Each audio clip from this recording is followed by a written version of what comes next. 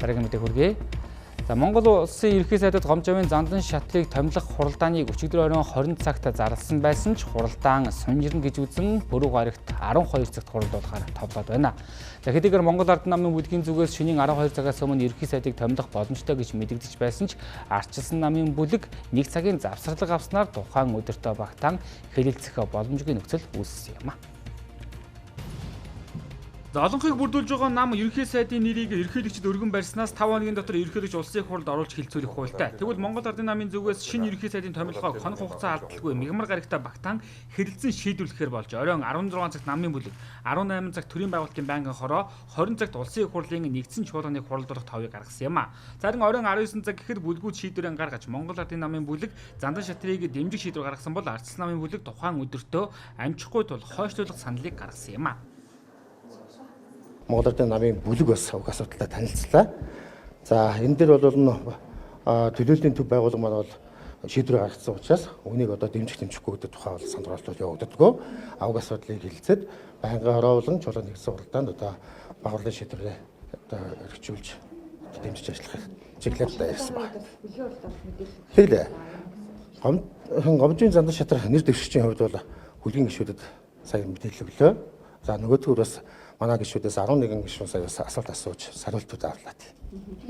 Өнөөдөр бод хэлцэхэд бол асуудал байхгүй шүү дээ. За 12 цагаас хойш одоо зөрчил гарч ийн үгүй юу гэдэг асуудлыг Ардчилсан намынхан маань бас ярьж байгаа юм байна. Тийм учраас бид бас одоо аль болохоор одоо хуулийн хийдэл зөрчил гарахгүй байх үедээ Ардчилсан намынхантайгаа бас уулзаж ярилцъя. Ингээд тодорхой шийдвэр гаргаж. За одоо хэлцэх нь бол нэгддэг шүү дээ. Хэрвээ 12 цагийг давбал яах вэ гэдэг асуудал байгаа.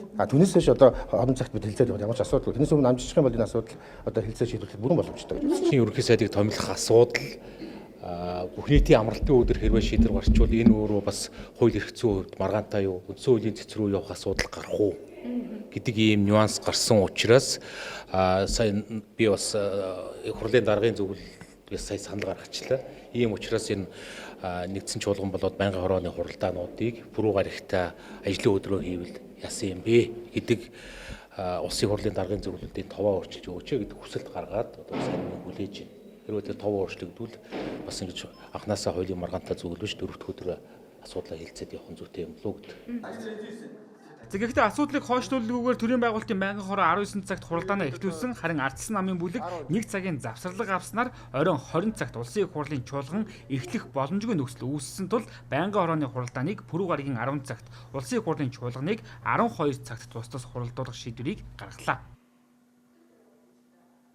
Энэ бол одоо Ардчилсан намаас болоод туцлаад хойшлоод байгаа асуудал байхгүй. Улсын хурлын даргын дэрэгдэх зөвлөлөөс сая ороо дөнгөж саяхан нэг 10 минутын өмнө Бүрүү гарагийн өглөө одоо чуулганаа хийгээд чуулганаараа энэ асуудлуудыг оруулъя гэсэн зүйлийг хэллээ. Тийм учраас бол Ардчилсан намын бүлгийн хурал дээр бол ямар нэгэн асуудал гараагүй. За хоёрдугаар таны эндээс асууж байгаа асуултан дээр бол Ардчилсан намын бүлэг дээр ч гэсэн ямар нэгэн одоо зарчмын зөрүүтэй ч юм уу үл ойлголцох асуудал гарсангүй. Яг одоо эдийн сая 19 цаг 35 минутанд төрийн байгуулалтын байнгын орноос Ардчилсан нам завсарлага аваад байж ах зуур даргын дэрэгдэх зөвлөлөөс 2 өдрөөр хойшлуулж яана гэдэг асуудал гарсан учраас бид нар за тийм болвол одоо нэгэн тийм шийдвэр гарцсан бол Бүрүү гарагийн өглөө 9 цагаас Ардчилсан намын бүлгийн хурлыг хуралдуулъя гэсэн ийм байр суурьтай байгаа. За нийтэд тэмдэглэх баяр болон тэмдэглэлт өдрүүдийн тухай хуулийн 4.1-10-т Бурхан багшийн ихтүүчин өдөр буюу зуны тэргүүн сарын шинийн 15-ыг бүх нийтээрээ тэмдэглэх баяр ёслолын жагсаалтад оруулсан байдаг. Энэ өдрөө бүх нийтээр амрах хуультай учраас улсын хурал шөнө оройгоор хуралдах нь хууль зөрчсөн үйл болох юм. За хэрвээ өчигдөр шөнө ерөнхий сайдыг томилсон бол хүчин төгөлдөр шийдвэр бус гэсэн маргааныг дагуулах нөхцөл үүсэх эрсдэлтэй байлаа.